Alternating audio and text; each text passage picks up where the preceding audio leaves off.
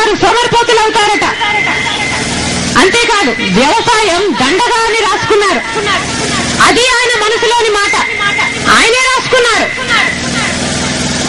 8 ఏళ్ల పరిపాలనలో 8 సార్లు ఆయన కరెంటు పెంచడం జరిగింది. కరెంటు ఛార్జీలు పెంచితే రాజశేఖర రెడ్డి గారు నిరాహార దీక్ష చేశారు. అప్పుడు ఆఖరి రోజున జరిగిన ఆందోళనలో కొంతమంది ప్రాణాలు కోల్పోయారు.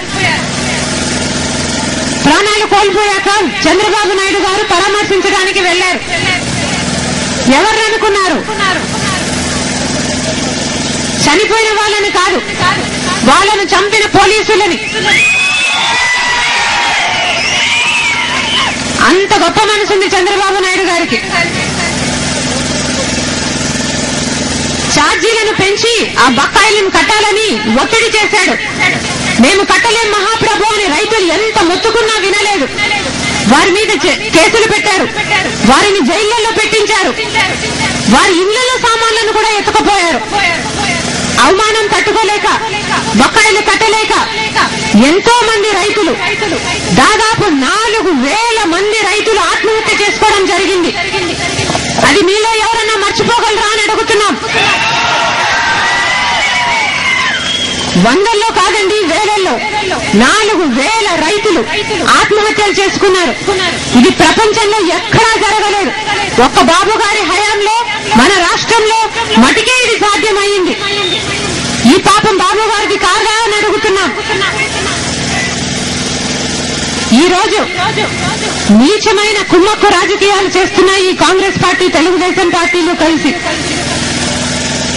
ప్రతిపక్షం, ప్రభుత్వం ప్రజాస్వామ్యానికి వ్యతిరేకంగా ఒకటై పనిచేస్తున్నాయి. ఎమ్మెల్సీ ఎలక్షన్లలో వీళ్ళిద్దరూ కలిసి ఒప్పందాలు కుదుర్చుకుంటారు. ఎమ్మెల్యే ఎలక్షన్లలో, మొన్న జరిగిన బై ఎలక్షన్లలో ఇద్దరు చేతులు కలిపి ఒకరికి ఒకరు సహాయం చేసుకున్నారు. అంతేకాదు ఇద్దరు చేతిలో చేసుకుని కలిసి వెళ్లి ఈ 2 పార్టీలు జగనన్న మీద కేసులు పెట్టాయి.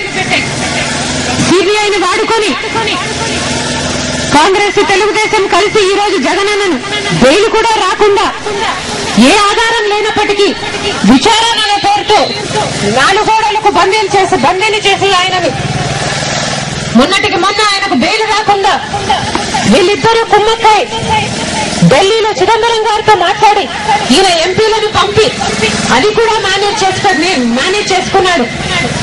జగనన్న మీద ఏమో బెయిల్ రాకుండా విచారణలు జరిగారా, కేసులు జరిగారా, వీళ్ళు చర్యలు తీసుకుంటారు. కానీ బాబు గారి మీద మటుకు ఏ కేసులు ఉండవు, ఏ విచారణలు ఉండవు. ఎందుకంటే ఆయన చీకట్లోనే వెళ్ళి చిదంబరం గారిని కలిసి గొప్పగా మేనేజ్ చేసుకోగలడు.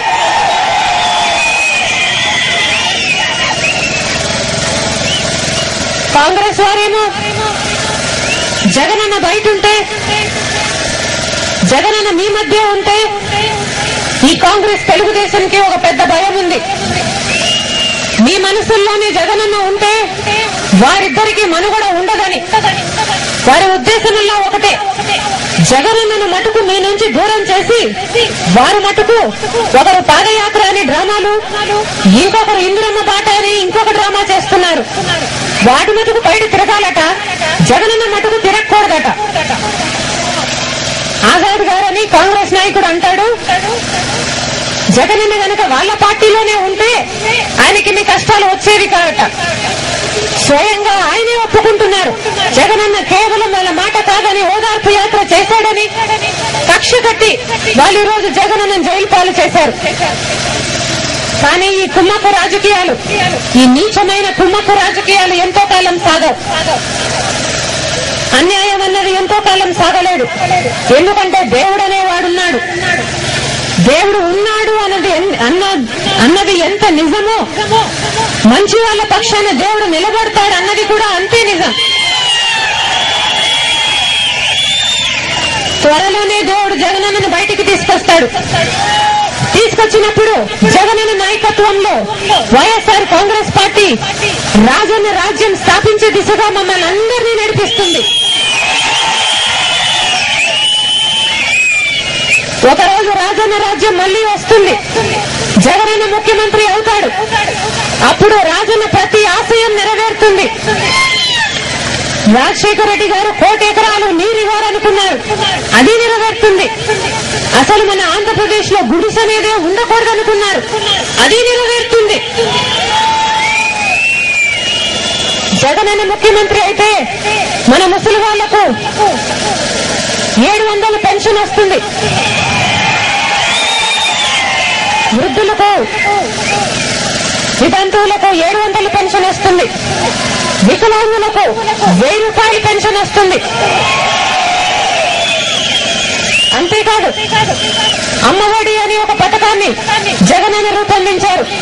దాంట్లో ప్రతి అమ్మ తన 2 పిల్లలను చదివించుకునేలా ప్రోత్సహించడానికి ఒక్కొక్క బిడ్డకు 500 చొప్పున నెలకు ఆ అమ్మ అకౌంట్ లో పడుతుంది.